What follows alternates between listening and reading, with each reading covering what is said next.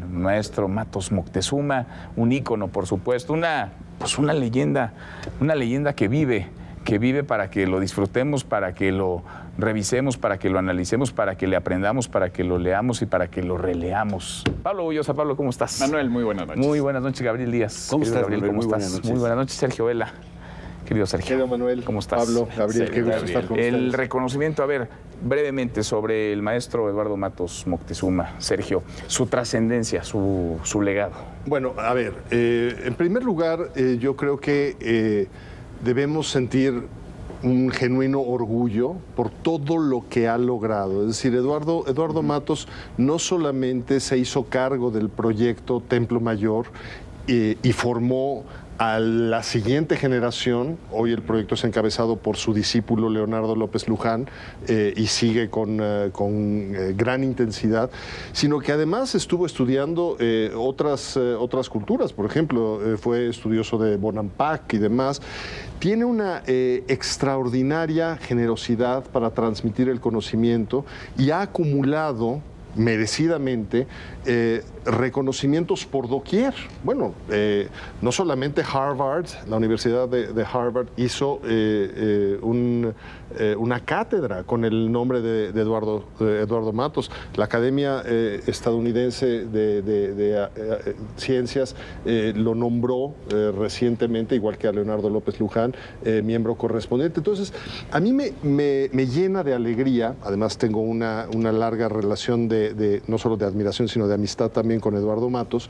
Me llena de alegría que un premio tan importante sea conferido a un arqueólogo, máxime que vivimos un momento en que la relación entre México y España pasa por una serie de polémicas, justamente en torno a la cultura española en su encuentro con las culturas prehispánicas. No vi demasiado eco, digamos, en las redes sociales, en las plataformas, en los comunicados oficiales del gobierno federal, por ejemplo, sobre este reconocimiento. Bueno, ¿Tendrá que ver con eso? Yo vi por ahí un tuit de la Secretaría de Cultura, pero nada más. La respuesta que podría yo dar sería meramente especulativa. Pero si me permiten... Pero valdría la pena reconocerle, ¿no? Bueno, por supuesto. Yo creo que ha sido insuficiente. Es un orgullo para todos los mexicanos. Yo creo que ha sido insuficiente la reacción. El motivo por el cual no haya habido mayor reacción, no lo sé. Pero nos lo imaginamos. Lo que quisiera es, muy brevemente, dar lectura al acta del jurado, que dice, el jurado, no digo quiénes estuvieron en él, es un jurado amplio, acuerda conceder el premio Princesa de Asturias de Ciencias Sociales 2022 al arqueólogo mexicano Eduardo Matos Moctezuma por su excepcional contribución al conocimiento de las sociedades y culturas prehispánicas. Pero esto es más importante lo que sigue. Con este fallo, el jurado quiere reconocer el extraordinario rigor intelectual del premiado para reconstruir las civilizaciones de México y Mesoamérica y para hacer que dicha herencia se incorpore con objetividad y libre de cualquier mito. Sus trabajos en Tula, Teotihuacán y muy especialmente en el Templo Mayor de Tenochtitlan constituyen, por la intensidad y la continuidad de la investigación de campo, páginas ejemplares del desarrollo científico de la arqueología y del diálogo fecundo con el pasado entre culturas distintas y entre las ciencias sociales y humanas. Por su inteligencia científica, por su capacidad de divulgación y por su compromiso social, Eduardo Matos Moctezuma y su obra sirven de inspiración para las próximas generaciones de científicos sociales y de ciudadanos. No de muchos se podría escribir algo así, ¿no? Bueno. No de muchas personas. No, de hecho, o sea, no nos damos bien cuenta, pero Eduardo Matos Moctezuma es uno de los grandes arqueólogos de nuestro tiempo. Del mundo. Y de toda la historia y del mundo. Eso es lo que quiero decir. Para colocarlo en su justa dimensión. Del mundo, o sea, ha recibido, además de los que ha mencionado Sergio, por reconocimientos en Inglaterra, en Francia varias veces, en Alemania, en Italia. Es realmente un hombre muy reconocido mundialmente. Él cuenta que cuando estudiaba en la preparatoria no sabía muy bien qué carrera quería seguir y que cayó en sus manos un libro de Sebald que se llama, muy famoso en su momento, que se llamaba dioses, tumbas y sabios, y que no había terminado ni de leer el primer capítulo que trataba sobre la arqueología en Egipto cuando ya se había decidido que él quería ser arqueólogo. Y realmente su carrera desde muy joven fue muy fructífera. Desde muy joven, como ya mencionó Sergio, fue a muchos sitios importantes, quizá otros no tan importantes. Yo recuerdo el de Comalcalco, porque mi familia viene de ahí. Ahí estuvo el jovencísimo Eduardo Matos haciendo investigación. Y luego tuvo, como bien dice el acta del jurado, esta voluntad de aprender objetivamente. En México siempre hemos tenido mitos sobre nuestro pasado prehispánico.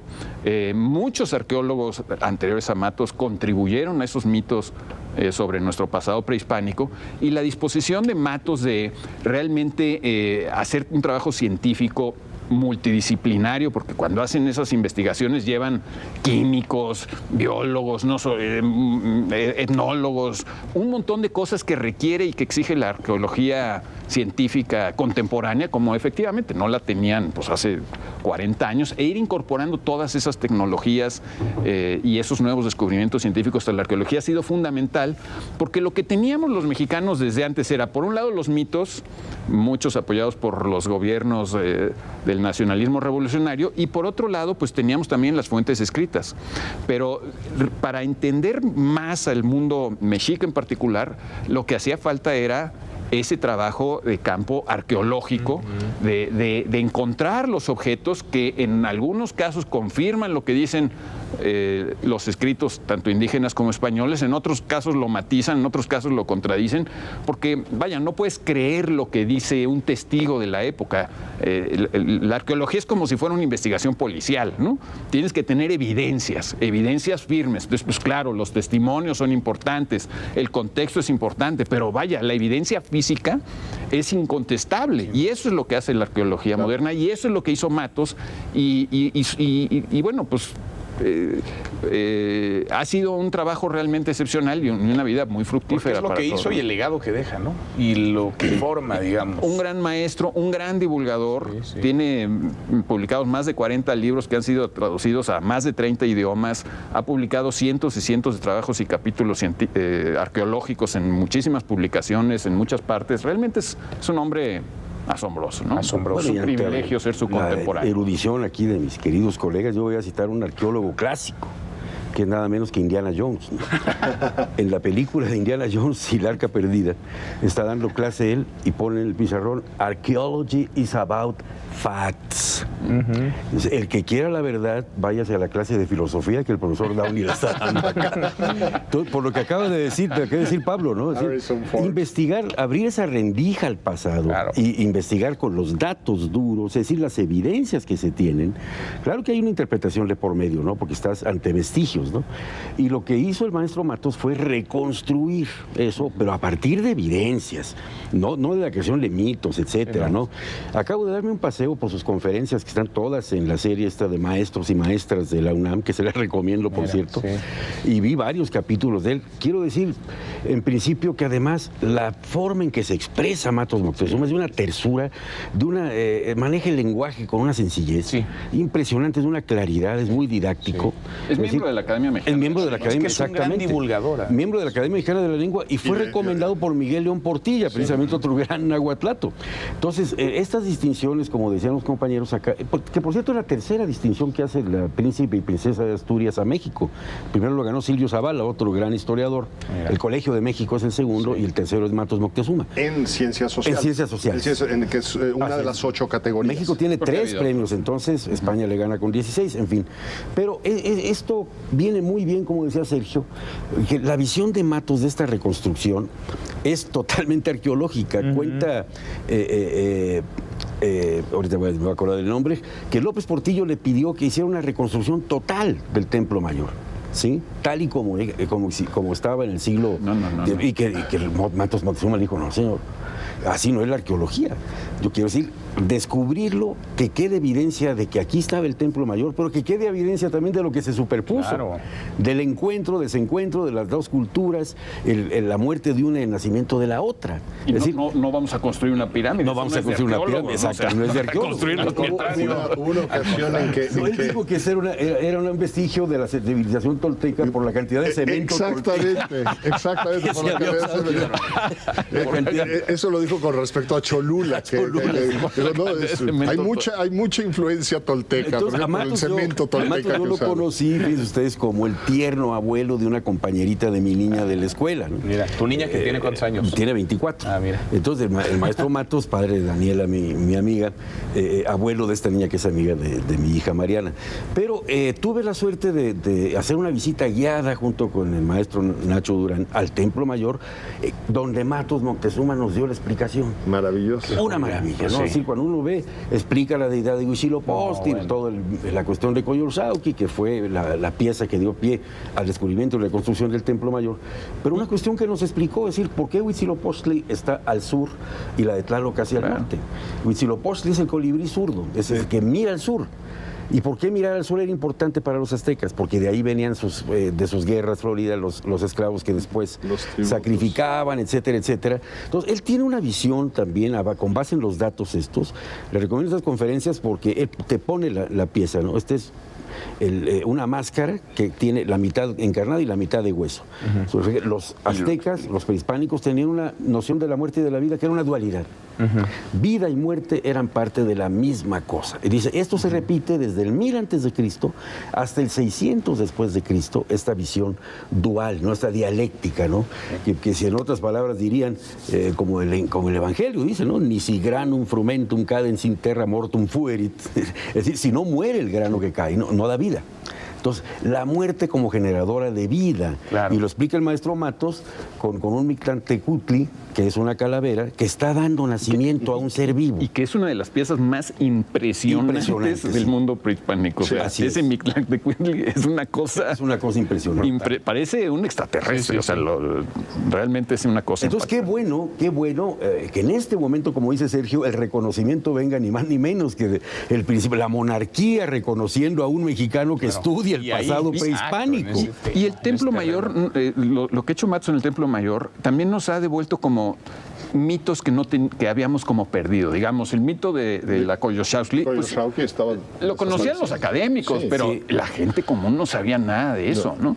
Y nos ha devuelto mitos, los ha vuelto vivos esos mitos. Me parece muy interesante. Sin duda. Sí, yo estoy absolutamente de acuerdo con lo que han comentado y bueno, me parece de veras un gran tino intelectual, moral, pero también político, que frente a discusiones que a mi juicio resultan un tanto estériles, sobre todo por el transcurso del tiempo y porque somos justamente como país, México, el resultado de encuentros culturales y de un mestizaje derivado de esos encuentros que fueron cruentos, por supuesto, que implican polémica en su análisis. La historia no se puede cerrar, no hay una verdad histórica, la historia siempre está en constante interpretación, requiere de la interpretación. La propia arqueología. Matos la dice propia arqueología. Que siempre vamos descubriendo cosas con nuevas tecnologías, nuevos conocimientos, vamos reconstruyendo. Eduardo Matos dice que la arqueología es como una especie de máquina del tiempo que nos permite dar vida a lo que estaba muerto. O sea, es devolverle la vida. Y es una idea muy bella. Pero digo, me parece que frente a discusiones que resultan un tanto estériles e innecesarias, sí que oportuno resulta que un premio de este calibre, porque hay que ver también en las otras ramas del premio, ¿quiénes han sido los mexicanos premiados? ¿Y quiénes han sido los no mexicanos? Bueno, y los no mexicanos. Hawking, Woody Allen, no, por supuesto. Claro, Bob Dylan, que no fue a recoger la estatua de... Con lo cual no se llevó ni la estatua ni el dinero, porque el que no se presenta no se lleva... No se la deposita. A Philip Roth sí le dieron chance porque era una causa médica. Pero creo que es importante porque es un gesto de nobleza de espíritu, digámoslo así, de grandeza intelectual. Es decir, por encima de todo esto está el conocimiento objetivo de un arqueólogo connotadísimo a nivel mundial. ¿No? Y entonces eso me parece que es de lo que debemos asirnos para evitar que continúe una fractura o se amplíe una polémica que resulta totalmente absurda. ¿Saben jugar disparejo? Pues ya nos imaginamos cómo. Ya les instruí más o menos. ¿Y qué pasa si los tres jugamos O sea, igual? tenemos que hacer hacia arriba o hacia abajo, como Morituri, como los romanos de Muerto. Okay, como si estuviéramos fácil. A ver, vamos a echarnos un disparejo. En el Coliseo. Bueno, van a echarse ustedes. ¿Sale? Disparejo. Oh, qué bárbaros. Qué optimistas me salieron todos. A ver, otra vez. Disparejo. No, qué bárbaros. Pues es que nadie quiere. Ok, venga, ya. Venga. Disparejo. Bueno, mira, insisten Sergio y Gabriel. Pablo, yo. Entonces, te toca responder primero. Mira. A propósito del reconocimiento de mexicanos en el extranjero, si pudieras, es la pregunta para los tres, pero arranca Pablo. Si pudieras darle un reconocimiento a un mexicano destacado, a uno nada más, o mexicana, ¿quién sería y por qué? Bueno, yo se lo daría post-mortem a Eduardo Lizalde.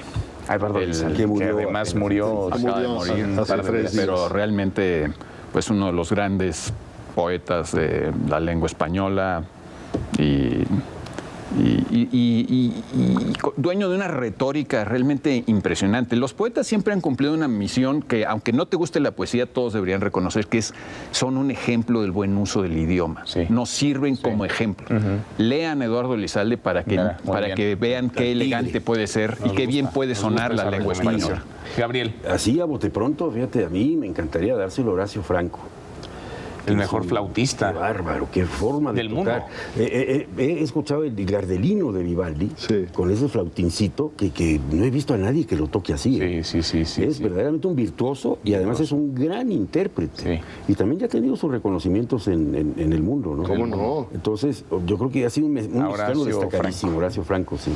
Sergio. Yo, así, de bote pronto, creo que el doctor José Saruján, como gran especialista en la biodiversidad, como fundador de tantas instituciones, como, un intelectual de una generosidad, que se ha preocupado por la biodiversidad de nuestro país, que es uno de los más ricos del mundo, y consecuentemente eso impacta a nivel mundial. Yo creo que el doctor Saruján sería una persona. Bueno, hoy fue disparejo, la próxima semana jugamos piedra, papel o tijera, ¿no? Y luego rayuela y a ver qué se nos ocurre en el camino.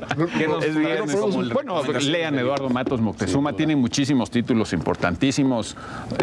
Lean cualquier libro de Eduardo Matos Moctezuma. Gracias, Pablo. Es muy importante. Muchas gracias. Gracias, Eduardo Gabriel. Lizalde. Gracias. Sergio, gracias. Gracias. Buenas noches, buen fin de semana. Acá nos vemos el lunes. Pásela bien.